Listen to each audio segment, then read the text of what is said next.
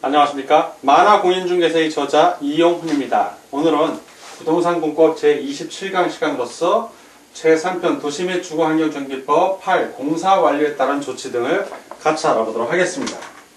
자, 먼저 공사 완료에 따른 조치 등 첫 번째 정비사업의 준공인가 그리고 공사 완료 고시입니다. 정비사업의 준공인가부터 먼저 하나씩 알아보겠습니다. 정비사업의 준공인가, 시장 군수 등이 아닌 사업시행자가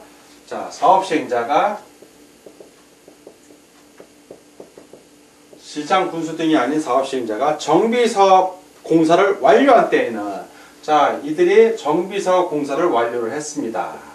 완료를 했을 때는 시장 군수 등의 인가를 받아야 됩니다. 그러면 사업시행자가 완료를 하면 정비사업 완료하면 시장, 군수 등에게 뭘 신청해야 된다? 이들이 준공인가 신청을 해야죠. 준공인가를 해달라고 신청을 합니다. 준공인가 신청. 그래서 준공인가 신청을 이제 하고, 그러면 준공인가 신청을 받은 시장, 군수 등은 준공인가 절차를 해야 됩니다. 준공인가 신청을 받은 시장, 군수 등은 지체 없이 준공검사를 실시해야 합니다. 준공검사. 이 경우 시장, 군수 등은 효율적인 준공검사를 위하여 필요한 때에는 관계행정기관, 공공기관, 연구기관, 그 밖의 전문기관 또는 단체에게 준공검사의 실시를 의뢰할 수 있다. 그렇게 해서 준공검사를 합니다. 그리고 시장, 군수 등이 준공검사를 실시한 결과, 준공검사를 했는데 실시한 결과 인가받은 사업시행 계획대로 완료가 됐다고 확인되는 겁니다. 완료되었다고 확인. 인가받은 사업시행 계획대로 완료되었다고 인정되는 때에는, 인정이 됐습니다. 완료됐다고. 그때는 뭘 한다? 바로 공사 완료 고시를 해야 되는 겁니다. 그래서 공사 완료를 고시를 어디다 한다? 그렇죠. 해당 지방자치단체의 공보에 고시를 해야 합니다. 고시.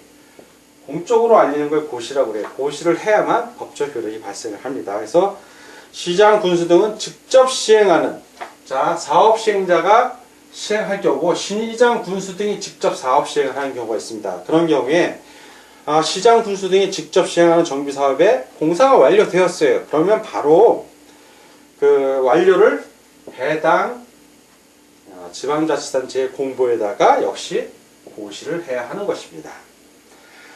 이렇게 준공인가를 하면 공사 완료 고시를 합니다. 준공인가 전에 건축물 사용 허가 규정이 있어요. 어떤 경우냐면 시장, 군수 등은 준공인가를 하기 전이라도 완공된 건축물이 사용에 지장이 없는 등 대통령령으로 정하는 기준에 적합한 경우에는 입주 예정자가 완공된 건축물을 사용할 수 있도록 사업 시행자에게 허가할 수 있다.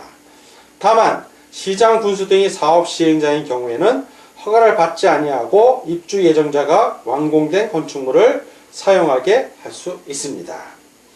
다음은 소유권 이전 권리 확정에 대해서 같이 알아보도록 하겠습니다. 이번에는 이 소유권 이전 및 권리의 확정입니다. 그 사업 시행자는 공사 완료가 고시가 있는 때, 공사 완료 고시를 했어요. 이 고시가 있을 때 지체 없이 대지 확정 측량을 하고 토지의 분할 절차를 거쳐 관리 처분 계획에서 정한 사항을 분양받을 자에게 통지하고 대지 또는 건축물의 소유권을 이전하여야 한다. 소유권을 이전하여야 합니다. 바로 소유권을.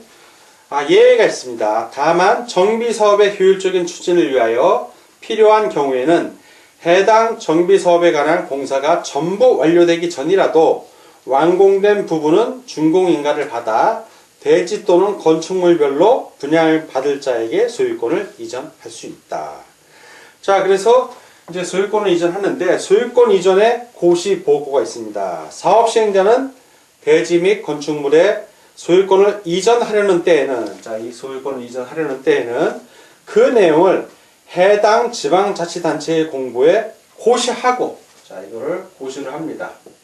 고시를 하고, 시장, 군수 등에게 보고를 해야 합니다. 보고, 누구에게? 시장, 군수 등에게 하는 겁니다. 누가? 사업시행자가 하는 겁니다. 이 경우 대지 또는 건축물을 분양받을 자는 고시가 있는 날, 이 고시가 있는 날의 다음 날에, 고시가 있는 날의 다음 날에 그 대지 또는 건축물의 소유권을 취득합니다. 요 다음 날 취득한다는 얘기예요. 소유권 이전에 고시가 있는 다음 날. 자, 이전의 효력, 대지 및 건축물에 대한 권리가 확정이 되는 겁니다. 바로 권리가 확정이 되는 건데, 이 이전의 효력, 첫 번째는 지상권 등이 확정이 됩니다. 지상권 등 확정. 대지 또는 건축물을 분양받을 자에게 소유권을 이전한 경우 종전의 토지 또는 건축물에 설정된 지상권, 전세권, 저당권, 임차권, 가등기 담보권, 가압류 등 등급된 권리 및 주택임대차보호법의 대항 요건을 갖춘 임차권은 소유권을 이전받은 대지 또는 건축물에 설정된 것으로 본다. 종전이니까 정비사업 하기 전에 어떤 지역에 지상권이 있습니다. 뭐 임차권이라고 할 수도 있고요. 지상권, 임차권 이런 것들이 있는데 정비 사업을 하고 그 새로운 건물에 소유권이 이전이 됐어요. 그러면 기존에 있던 지상권자, 임차권자들도 새로운 건물로 지상권 등이 확정이 된다는 얘기입니다. 자, 두 번째는 이제 환지의제예요. 환지의제. 환지 등으로 의제, 본다는 얘기죠. 취득하는 대지 또는 건축물 중 토지 등 소유자에게 분양되는 대지 또는 건축물은 도시개발법에 따라 행하여진 환지로 보며 보류주와 일반에게 분양하는 대지 또는 건축물은 도시개발법에 따른 보류지 또는 채비지로 봅니다. 그래서 이 환지는 도시개발법에 따른 환지로 의제한다는 얘기입니다. 환지 방식. 자, 다음은 이제 청산금 등에 대해서 같이 알아보도록 하겠습니다. 자, 이번에는 청산금 등에 대해서 좀 알아보겠습니다. 청산금 등. 대지 또는 건축물을 분양받은 자가 종전에 소유하고 있던 토지 또는 건축물의 가격과 분양받은 대지 또는 건축물 가격 사이에 차이가 있는 경우 사업시행자는 소유권 이전의 고시가 있은 후에 그 차액에 상당하는 금액, 이걸 청산금이라고 합니다. 청산금을 분양받을 자로부터 징수하거나 분양받은 자에게 지급하여야 한다. 자, 종전에 소유하고 있던 대지가 있는데 예를 드는 겁니다. 새로 분양을 받은 겁니다. 새로 분양을 받았는데 요 땅이 그대로 뭐 금액이든 가격이든 차이가 안 나고 그대로면 되는데 어떤 경우에는 새로 분양받은 게 플러스 알파가 되는 경우가 있고 더 받을 수 있다는 얘기죠. 또 어떤 경우에는 마이너스 베타 덜 받을 수가 있다는 얘기입니다. 이런 식으로 이게 딱 맞아떨어지면 청산할 게 없지만 안 맞을 때 그때 청산을 하는 겁니다. 요 좀 더 받았거나 덜 받았거나 이런 경우에 청산을 한다는 얘기입니다.